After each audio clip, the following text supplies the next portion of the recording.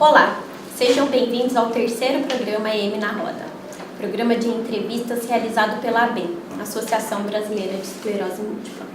Mais uma vez, nós estamos aqui para oferecer informações de qualidade a todos aqueles que convivem com a esclerose múltipla, pacientes, familiares, amigos e profissionais da saúde. Meu nome é Camila Spinelli de Castro, eu tenho 31 anos, sou diagnosticada com esclerose múltipla desde 2011 e frequentadora assídua da ABEM há mais de 4 anos. Hoje, nossa convidada a responder a todas as nossas dúvidas, que não são poucas, é a psicóloga da ABEM, doutora Ana Maria Canzonieri. Seja muito bem-vinda, doutora. É um enorme prazer recebê-la aqui. E junto comigo aqui na bancada de apresentadores estão os colegas e amigos Daniel, 38 anos, paciente há mais de 8 anos e frequentador da ABEM há 3 anos. A Patrícia, presidente da ARPEM, da Associação de Esclerose Múltipla de Pirassununga. Ela tem 42 anos, é paciente com esclerose múltipla diagnosticada há 3 anos e desde então vem frequentando a ABEM. O Matheus, 39 anos, portador de esclerose múltipla há mais ou menos 3 anos e meio e frequentador da ABEM há mais de 3 anos. O Aloísio, 35 anos, diagnosticado com esclerose múltipla há 8 anos e frequentador da ABEM há 6 anos. E temos também o Jefferson, 37 anos, 10 anos de diagnóstico de esclerose múltipla e há 10 anos frequentador da ABEM. Muito obrigada a todos vocês. Bom, vamos ao primeiro bloco dessa terceira edição do nosso programa EM na Roda. E o primeiro a fazer uma pergunta é o Daniel. Por favor, Daniel, faça a sua pergunta à doutora. Doutora, quais são os efeitos cognitivos que a esclerose múltipla causa nos pacientes? São variados em função da localização das lesões no sistema nervoso central. Então, se você tiver uma lesão em que os neurônios dessa região vão estar mais funcionais para a memória, você pode ter um déficit de memória. Normalmente, os déficits cognitivos estão relacionados à memória, uma memória de longo prazo, que a gente chama, coisas que a pessoa tem dificuldade de trazer a lembrança, às vezes, uma memória mais recente, uma dificuldade de novos aprendizados, a atenção, às vezes é difícil focar a atenção e dar uma continuidade a uma leitura, independentemente de uma questão visual, mas sim de conseguir o esforço do pensamento, o esforço mental para uma leitura, para uma aprendizagem nova.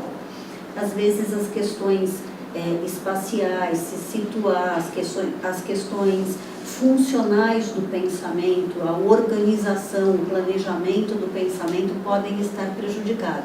Então a gente não pode falar num déficit cognitivo generalizado para a esclerose múltipla. Por quê? Porque depende da região da lesão no cérebro que vai ocasionar um tipo de dificuldade. Correto, obrigado. Muito obrigada, doutora Luísa. Agora é a sua vez de fazer a pergunta. Doutora, eu tenho uma dúvida. Existem diferenças nos perfis psicológicos de pessoas que têm a esclerose múltipla e os que não têm? E se sim, quais são esses perfis psicológicos? Então, Aloysio, não dá para responder essa questão de uma forma direta, apesar da gente sentir até uma certa necessidade de ter esse mapeamento. Por quê?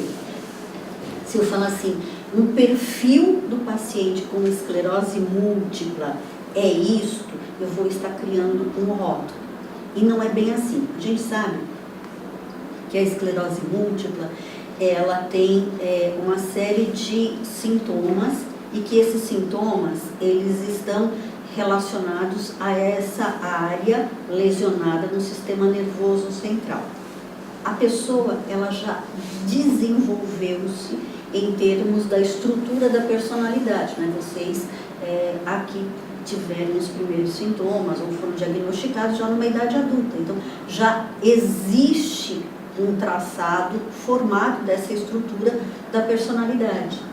Então, já existem características que são próprias de cada pessoa, que podem estar comprometidas em termos comportamentais, cognitivos, emocionais e até da própria personalidade, em função da lesão.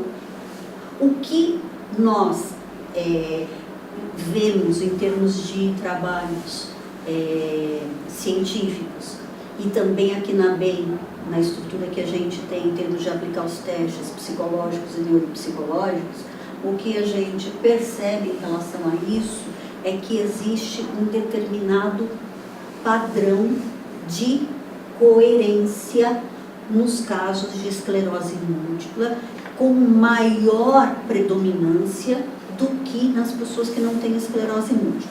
Então, se a gente for pensar em termos de transtornos de humor, a gente vai perceber que existe uma predominância à depressão nos casos de esclerose múltipla. Então, a gente tem estudos que mostram 54% até 85% dos casos com esclerose múltipla apresentando depressão.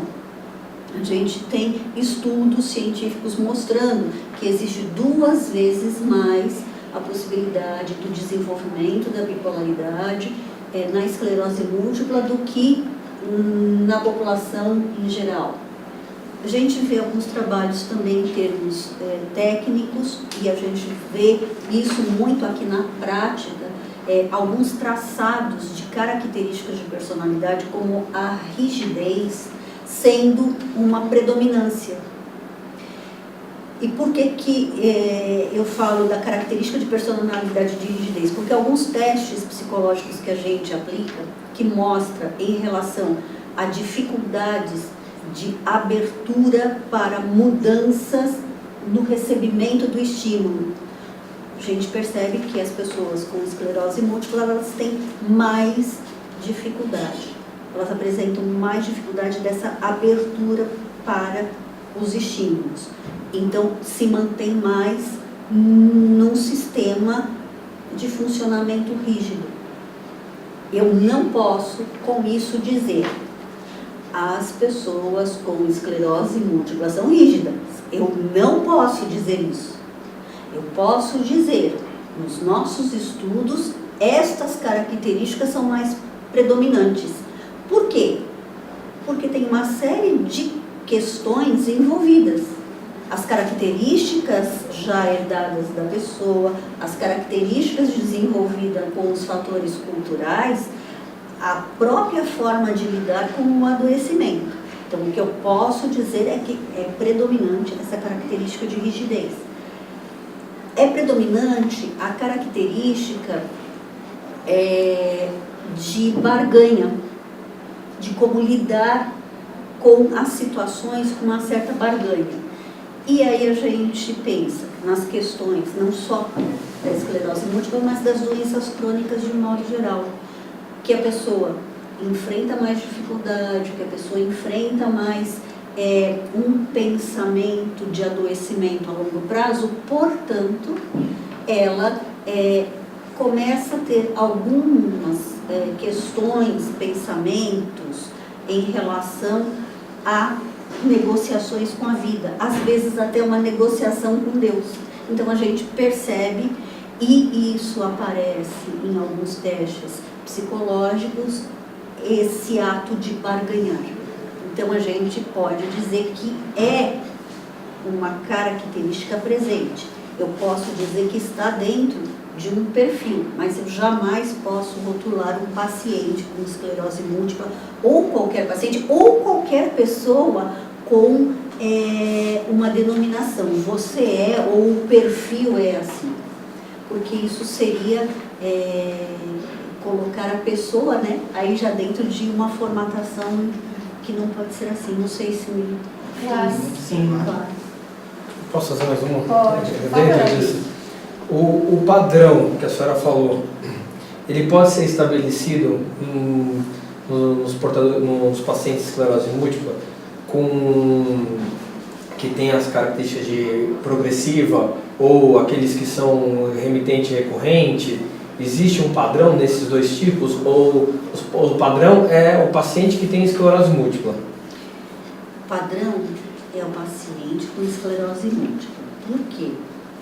Porque quando eu estou falando num tipo remitente e recorrente, ou primariamente progressiva, ou secundariamente progressiva, ou progressiva com surto, eu não estou falando de uma doença à parte ou de uma situação à parte. Eu estou falando de um tipo do desenvolvimento da mesma doença, ok? A esclerose múltipla. Se ela é remitente e recorrente, ela vai ter um desenvolvimento em função dos surtos, em função das suas localizações no cérebro. Se eu estou falando da primariamente progressiva, a mesma coisa. É o tipo de desenvolvimento da manifestação dessas lesões no cérebro. Eu não posso associar ou fazer uma correlação entre essas características e dizer que isto é propriedade da remitente recorrente ou da primariamente progressiva. Não existe essa correlação como validada. Existe essa denominação em relação à esclerose múltipla que a gente percebe que existe um traçado maior da depressão, um traçado maior para a bipolaridade, um traçado maior para a rigidez, um traçado maior para a barganha. Obrigado. Ótimo. Doutora, agora sim, como que eu consigo definir se eu preciso ou não de um tratamento? E aí, qual o tempo em média dura um tratamento psicológico? Eu vou puxar a sardinha pro meu lado e falar que a gente sempre precisa de um tratamento psicológico. Porque eu acredito sim nisso que eu estou te falando, não como um tratamento a uma doença única e exclusivamente, né? Eu acho que na vida, quer seja profissional, relacional, a gente tem aí uma série de coisas que nos fazem refletir, pensar e querer aprimorar. Então, um acompanhamento psicológico eu acho bem-vindo e útil em todas as situações.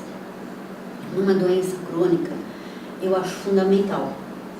A partir de quando saiu do médico com o diagnóstico, então vamos buscar um acompanhamento.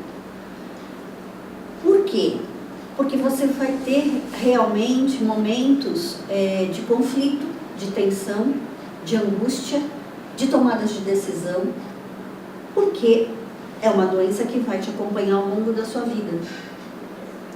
E é importante você, enquanto paciente, e os seus familiares tomarem essa decisão em conjunto. Familiares mais próximos. No caso, se vocês, nós temos aqui 4 rapazes, se vocês têm esposa, namorada, é importante que essa família também tenha um processo terapêutico individualizado ou às vezes até conjunto, para que vocês possam discutir, pensar as questões a longo prazo. A mesma coisa as duas moças, se tem namorado, se tem esposa, se tem marido, então é importante que isso também seja avaliado de um processo terapêutico individualizado ou conjunto, porque existem muitas questões a serem pensadas. É uma doença que vai me acompanhar ao longo da vida. Ah, mas é esclerose múltipla? Não, eu diria que inclusive o diabetes. Eu diria que inclusive a hipertensão. Por quê? Porque se você tem algumas dificuldades, algumas limitações, algumas problemáticas, ao viver junto com alguém, isto impacta na relação? Lógico que sim. Porque te traz uma série de incertezas também, né? Sim. Como é que vai ser o meu dia de amanhã? Como é que eu vou viver com isso? E uma relação a dois é discutida a dois. Com certeza. Porque se uma relação a dois é para ser discutido sozinho, então é uno. Então não preciso estar convivendo com alguém. Então, uma relação a dois, ela precisa sim ser discutida a dois, preparada a dois. Exemplos assim, muito, eu diria, simples, até tolos, mas de extrema importância. Por exemplo, se eu gosto de beber vinho e o meu marido está com uma doença que ele não vai poder beber vinho, e a gente tinha um hábito de bebermos vinho juntos, já vai impactar numa mudança? Sim, vai. O fato de eu não pensar que isso poderia lhe incomodar também é algo que precisa ser pensado. Por que eu não consigo me colocar no lugar do outro e entender, perceber o que o outro está sentindo? Ou o fato de eu fazer algo que a gente fazia junto e que agora eu estou fazendo sozinho na frente dele, o quanto poderia ou não incomodá-lo? Então são coisas que precisam ser discutidas, pensadas e refletidas. E eu acho que a gente tem uma dificuldade, enquanto pessoas, independentemente de doença, de conversar sobre os assuntos. E aí, na hora que vem uma doença, uau, e agora, o que eu faço com este abacaxi? E não pode ser assim. Então, por isso, eu acho que a psicoterapia, no início de um diagnóstico, ajuda e favorece muito. Adoro comer salgado, agora ser hipertenso, não vou poder comer sal? E aí? São coisas que a gente acha que acontece só porque é esclerose múltipla. Não, acontece porque é vida. E a gente precisa pensar, refletir, discutir isso no dia a dia na nossa casa. Tá bom, não sou casado, mas tem pai, mãe, tem irmãos. Doutora, e não só até nós com os outros, mas nós conosco mesmo, sim, né? Então, assim, um tema que até já foi abordado, uma coisa que pra mim foi super doeu demais, mas que para outras pessoas seriam banais, talvez, esse problema de, por exemplo, não consigo mais usar salto alto. Então, assim, é muita coisa da gente aceitar para nós, independente do outro, né? Sim. Seja pai, marido, filho, já é muito difícil para nós mesmos nos adaptarmos, né? Sim. E não precisa ter uma esclerose múltipla, né? Você falou de salto alto. Eu nunca coloquei um sapato baixinho, nunca usei um chinelinho desde os 15 anos de idade. Há 10 anos eu virei um joelho e tive uma lesão no ligamento cruzado do joelho. E fui ao ortopedista com um salto, né? Esse daqui era o meu menorzinho. Ele olhou e falou assim, bom, nós temos duas opções, ou você deixa de usar o salto, ou uma cirurgia agora. E o salto, nunca usei salto. Fiquei 3 anos com dor na panturrilha, né, ao lugar batata da perna, porque eu não aguentava ficar com o pé no chão, reto. Não sabia o que era isso. E eu não tenho esclerose múltipla. Então, é um redimensionamento da sua vida a todo momento. Eu insisto com uma coisa, e por isso que eu falo que eu acho que a psicoterapia é importante em qualquer situação. A gente só deixa para pensar nessas coisas na hora que adoece.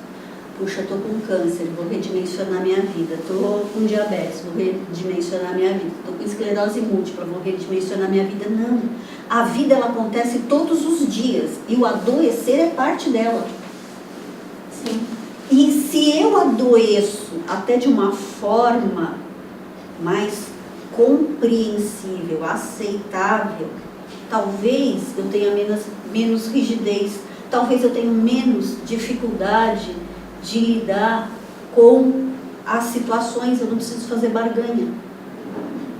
Se eu compreender a minha vida dia após dia, as minhas escolhas, as minhas dificuldades, de ser, não é de ser doente, as minhas dificuldades em ser, as minhas limitações em ser, talvez eu me aceite quando eu estiver doente com as minhas limitações. Por quê?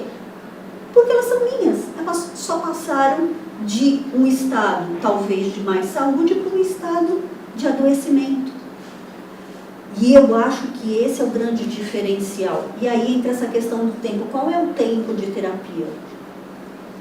Não existe um tempo de terapia. Eu acho que existe um tempo daquilo que você se propõe a tratar. E a linha que o seu terapeuta conduz. Se você tem uma proposta de tratar algo muito pontual, né? Eu estou com um medo específico de usar salto e cair. Não, eu quero me conhecer. Muda tudo. Eu quero me conhecer, não é assim.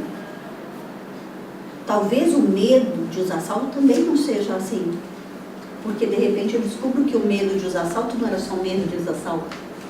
Então, eu acho que é importante alinhar com o terapeuta o procedimento do encaminhamento da terapia, do processo em si, e também com a questão da linha de atendimento, porque algumas pessoas têm algumas facilidades com algumas linhas mais psicanalíticas, outras com linhas mais de movimento, psicodrama, então assim, é muito individual. Não acho que dá para ser taxativo. Esta linha é a melhor. Não existem pesquisas científicas que mostrem esta linha é melhor. Existem pesquisas científicas que mostram, dentro desta linha, com esta metodologia, com esta conduta, nós chegamos a este resultado. Tá ok? Tá ótimo, muito obrigada, doutora. Patrícia, sua vez de fazer a pergunta para a doutora. Doutora Ana, uma vez que a gente procura o consultório do terapeuta pós-diagnóstico, quais os temas que devem ser abordados nessa conversa? Nessa primeira conversa, existe temas específicos por conta da esclerose que a gente não pode deixar passar? Então, eu acho que a gente tem aí alguns pontos que podem levar a caminhos diferentes. Eu não acho que é especificamente alguma coisa específica que tenha que ser dita para o terapeuta naquele momento pós-diagnóstico. Mas eu acho que é importante ser dito para o terapeuta, naquele momento do diagnóstico, como você está se sentindo e como você está se percebendo. Porque a partir disso ele vai poder realmente estabelecer um vínculo com você para auxiliar você, dentro daquilo que você necessita, a fazer a alavancagem.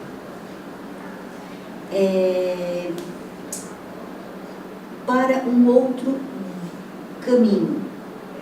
Se você vai com algo muito específico, será que também dentro dessa sua especificidade de fazer algum apontamento para o terapeuta, você não está mascarando ou escondendo alguma coisa?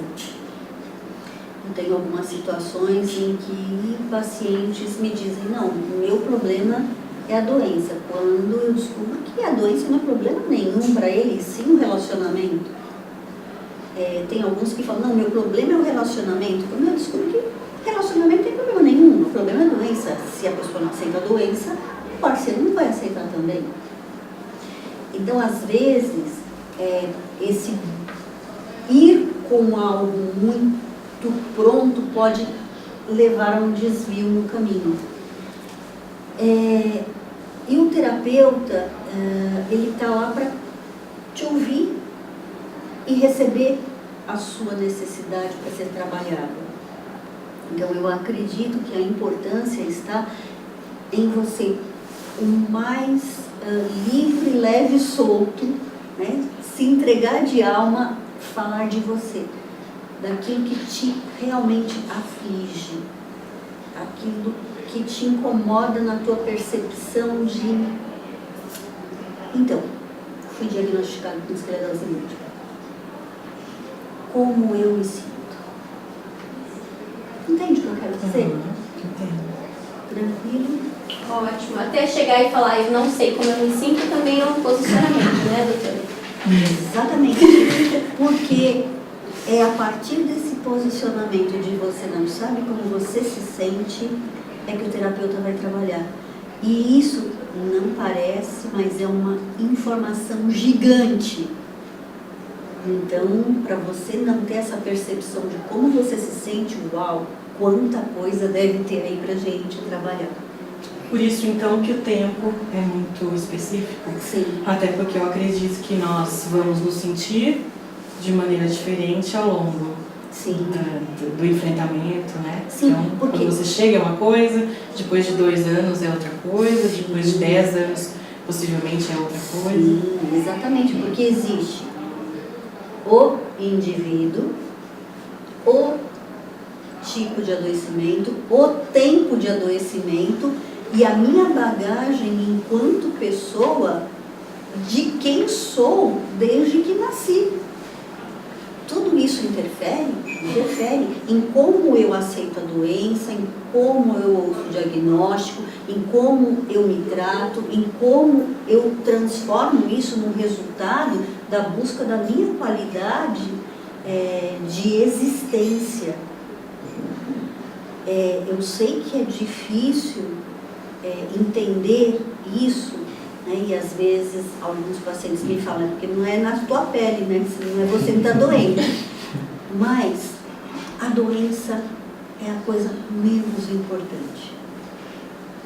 Mas como você vive a doença, aí sim é a coisa mais importante. Se você coloca o holofote na doença, de verdade você vai continuar sendo um doente. E unha encravada, não precisa muito. Sabe quando a gente faz, né, vai na manicure, faz a unha e tal, e dá aquela beliscadinha. Aí você chega em casa, você olha na pia e o marido não lavou a louça. Nossa, como aquela cutícula se tornou um inferno, né? E vai doer, você vai lavar, e vai inchar, e vai inflamar. E aí vai subir na raiva do marido, né? Que Pode não ter lavou a certeza, louça, né? pode ter certeza. Ele tá de boa lá e vai levar a culpa. Então, mas você percebe que a questão não está na unha encravada, nem na louça, mas naquilo que você atribuiu. E nem no marido, né? Aquilo que você atribuiu. Por que lavar a louça é mais importante do que tudo isso? Então, você deu foco para a esclerose múltipla, então depois não reclame que ela está se manifestando com força. Você vai maximizar uma coisa que na verdade não deveria ter uma relevância tão grande dentro da tua vida. Exatamente. E a hora que você tira o foco dela, ela não se manifesta, beleza. Você a colocou no lugar dela. E não ela te colocou no lugar que ela queria. Você está dando para ela o tamanho que você quer que ela tenha na sua vida. Exatamente. E parafraseando um outro portador, uma portadora que eu vi uma vez no blog, ela na verdade diz isso, né? A esclerose múltipla tem na minha vida o tamanho que eu quero que ela tenha. Exatamente. Tudo. Como tudo. Como tudo. A raiva, a alegria, o trabalho, a família, tudo tem o tamanho que você dá. Ótimo. Vamos lá, Jefferson, faz a sua pergunta, por favor, para a doutora. Doutora, boa tarde. Qual a diferença básica de psicologia e psiquiatria? E principalmente no contexto da esclerose múltipla? Psicologia são profissionais que se formaram especificamente para trabalhar com o paciente em termos do diagnóstico psicológico, em termos das estruturas de personalidade, do comportamento, das questões cognitivas e emocionais. Ele não prescreve medicação. E o tipo de diagnóstico é em função desse estado emocional, psíquico, comportamental ou cognitivo baseado em testes psicológicos. O psiquiatra, ele é um médico, ele é um profissional formado em medicina e que posteriormente ele fez todo um ramo de especialização para a psiquiatria. E ele vai fazer o diagnóstico das doenças psiquiátricas, ele pode prescrever medicações, porque ele está fazendo um tratamento específico para as doenças psiquiátricas. Ele pode fazer também o processo terapêutico, como o psicólogo faz, em termos de tratamento do paciente. Ele pode fazer o processo psicoterapêutico, porque ele fez também uma especialização para o processo psicoterapêutico. E o psicólogo faz a psicoterapia, o atendimento em consultório, as discussões dessa questão existencial, né, ou comportamental, cuja queixa seja do paciente. São complementares, psicologia e psiquiatria, num tratamento, pode-se chamar ele de um tratamento multidisciplinar, eles são complementares? Se você pensar numa questão de multidisciplinariedade, principalmente para a esclerose múltipla, eu diria que eles são de mãozinhas dadas sim. Por quê? Porque muitas questões, como eu disse no início, o paciente com esclerose múltipla pode apresentar um estado depressivo. Eu, particularmente, acredito que para um trabalho com sucesso numa depressão, eu trabalhar lado a lado com o psiquiatra, o resultado é muito positivo, muito significativo para depressão, para ansiedade. Eu acredito na importância da medicação correta, para a situação correta, pelo médico correto. Então, eu acredito que só um processo de psicoterapia pode ajudar a depressão, sim, mas tem situações que se faz necessário uma avaliação psiquiátrica dada a situação, dado o caso, dado o estado do paciente. Então, eu acho que o médico tem extrema importância nessa atuação, é um trabalho conjunto. Independentemente da esclerose múltipla, mas muito mais ainda na esclerose múltipla. Por quê? Porque a gente já sabe de antemão que existe a possibilidade de depressão. Então, se você já tem esse trabalho agregado, ele se torna um facilitador do processo. Então, eu acho que, assim, até tomando aqui como nós trabalhamos na ABEM, a gente procura trabalhar dentro de um contexto de multidisciplinariedade. Há casos em que o psicólogo ele conduz pelos testes ou pelas sessões psicoterapêuticas sem necessidade da medicação ou da avaliação psiquiátrica, mas há casos em que a gente faz esse trabalho direto com o psiquiatra. Há casos em que o psiquiatra fala, olha, é importante até medicar, mas eu quero que você faça o acompanhamento psicológico, porque senão não vai ter um resultado só ficar tomando a medicação. Então isso que é importante, ter essa clareza profissional, né, ter esse diálogo profissional e, sem dúvida nenhuma, um trabalho multidisciplinar. E complementando a pergunta, sempre começa com o psicólogo para ir para o psiquiatra ou psiquiatra para psicólogo? Assim, como é que o paciente... Não existe um critério, uma ordem lógica. Existe uma situação em que se apresenta. Então, exemplos. Às vezes a gente recebe o paciente no acolhimento ou, às vezes, durante atividades, ele é encaminhado para a psicologia e a gente percebe que o paciente ele está num estado depressivo, a gente faz os testes, percebe que existem algumas alterações, mas elas são de cunho mais leve, mais existencial, existem dificuldades reais que a pessoa está realmente vivenciando, mas não está impactando, alterando a vida dela. Então não houve uma alteração significativa de sono, não houve uma alteração significativa alimentar, não houve uma alteração significativa da condução da vida diária. Então a gente começa um processo psicoterapêutico e vai avaliando. A pessoa vai se desenvolvendo num sentido positivo, e os sintomas vão diminuindo, então a gente não precisou fazer ainda encaminhamento à psiquiatria.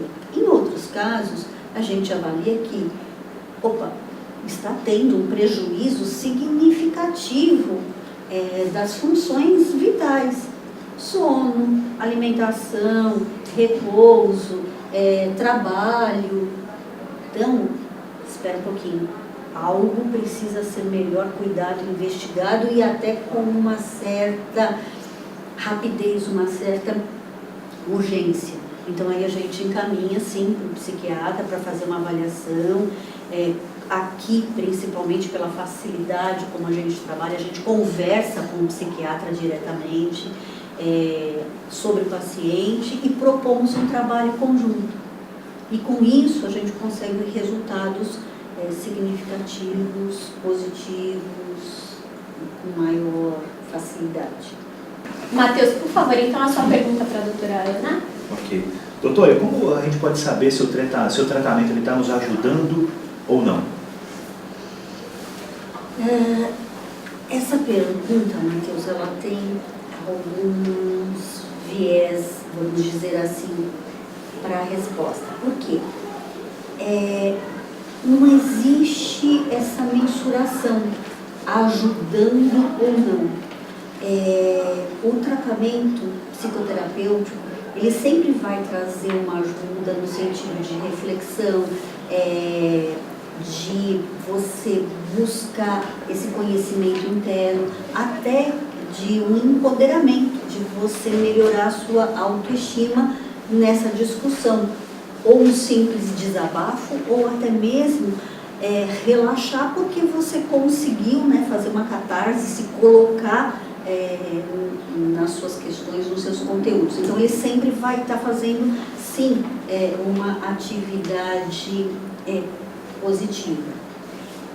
Eu poderia pensar num sentido assim, bom, mas às vezes se eu não tive uma empatia com o psicólogo, isso não vai ajudar. Ok, se você não teve uma empatia como profissional, se você não teve uma empatia com a técnica do profissional, é importante que você entenda que aquilo foi pontual e não um processo da psicoterapia. Então não deu certo ou não me ajudou. Não é isso. Às vezes acontece, e não é só com a psicoterapia.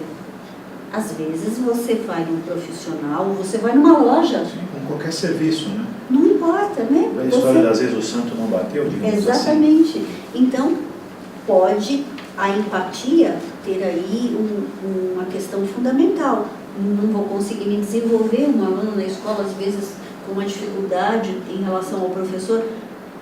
É uma coisa pontual, não é o processo psicoterapêutico. O processo psicoterapêutico, ele sempre vai trazer, sim, um benefício muito importante, às vezes até para coisas que a gente não enxerga. Não, estou super bem, estou tranquila, lido bem com todas as situações, lido bem com a minha vida, lido bem com a doença, ok.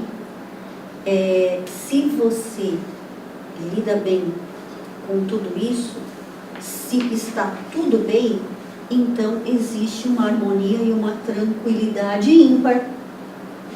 E a gente sabe que a vida não é assim. Ser assim, 24 horas por dia, todos os dias, dá uma beliscadinha para ver se Já está precisando arrumar um psicólogo, né? Pois é, vamos beliscar, porque ele partiu dessa e não percebeu. Né? Então, não é assim. A gente tem toda uma vivência já estressante por si só. Então é importante para que a gente possa buscar essa ajuda até para nos direcionar. Com uma doença como a esclerose múltipla, que tem uma série de alterações ao longo de um caminhar na vida, é importante esse acompanhamento para você ser ajudado e ser direcionado a não sair desse trilho. Bom, mas é necessário que o psicólogo, então, entenda sobre a esclerose múltipla?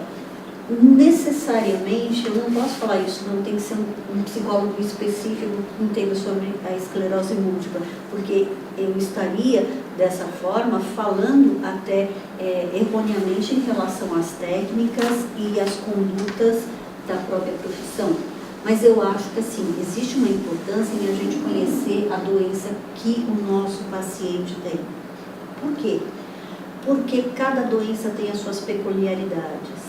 Cada pessoa já tem as suas próprias peculiaridades, mas na hora que você tem algumas doenças que têm algumas questões importantes, é necessário que você conheça para lidar com o paciente. O remédio, ele está fazendo algum efeito colateral que interfere no tratamento? O tempo que você está doente condiz com o tempo, talvez, de aceitação da doença, e aí entra essa questão, inclusive, do tempo de permanência na terapia, fazendo o efeito necessário. Você está realmente se permitindo ser tratado pelo terapeuta? Então, tudo isso é importante que a gente leve em consideração antes de pensar, está fazendo um efeito ou não. A gente sabe que muitas pessoas, quando estão num processo psicoterapêutico, elas mudam o comportamento, elas passam a ter uma visão diferenciada sobre as questões da doença, as questões da família, as questões sobre si mesmo. E isso ajuda, às vezes, até na mudança do relacionamento. Algumas questões que alguns pacientes trazem, né? Puxa, olha, estou tão tranquila que posso ver a louça em cima da pia e aqui não, estou reclamando. Parece bobagem, mas é extremamente significativo. Por isso que é importante, doutora, também o familiar, o cuidador também, seria interessante ele também passar por um apoio psicológico, e aí complementando isso. O familiar é interessante que ele também participe também desse processo de tratamento. Sim. Com o mesmo profissional ou com um profissional diferente? Não, eu não sugiro o mesmo profissional, primeiro por questões éticas da própria profissão e também porque é interessante perceber, necessário até de ser trabalhado, mas é importante perceber o quanto o paciente ele forma um vínculo com o profissional e até se apropria um pouco dessa relação. Então, antigamente a gente tinha todo um trabalho aqui dos pacientes e dos familiares. E alguns pacientes nos trouxeram essa questão de assim, como que ele vai fazer com o meu psicólogo? Então, essa posse é necessária de ser vista, entendida e trabalhada. Exatamente por isso, né? Porque pode influenciar até no resultado do tratamento. A partir disso, a gente começou então a desenvolver algumas atividades com psicólogos em alguns bairros de São Paulo. Então, a gente, por considerar importante o conhecimento em relação à doença, por achar que é fundamental que o psicólogo conheça a esclerose múltipla, para auxiliar mais ainda o familiar, que, querendo ou não, existem algumas dificuldades de compreensão do paciente. Puxa, está fadigando muito, é preguiça ou é fadiga? Um dia está bom, outro dia não está. Sei. Então, todas essas questões a gente foi avaliando ao longo do tempo e decidiu-se formar em alguns bairros profissionais, psicólogos que têm o seu próprio consultório, mas que a gente dá um treinamento para ele entender a esclerose múltipla. Então, aqui na ABEM a gente atende especificamente o paciente. O familiar e o cuidador para ser atendido, ele é atendido externamente por psicólogos que conhecem a esclerose múltipla, porque ele, enquanto familiar, quando ele vai estar falando, o o profissional sabe se realmente aquilo entra por um caminho, eu não estou com vontade realmente de me cuidar, ou estou me cuidando, mas a fadiga é um impedimento real. Temos aqui internamente um grupo de cuidadores e familiares que não é para discutir os aspectos nem da doença e nem os aspectos psicológicos, mas é para discutir a existência. Você, enquanto pessoa, existe antes de ser um cuidador, antes de ser um familiar. Então a gente tem esse grupo para discussões pontuais da existência. E isso tem sido muito positivo. Então é importante o familiar se tratar, o cuidador se tratar, não porque estão doentes, né? Quando eu falo a palavra tratar, não estou dizendo em relação a estarem doentes, mas sim um tratamento para melhorarem as suas condições de compreensão, de aceitação, de transformação.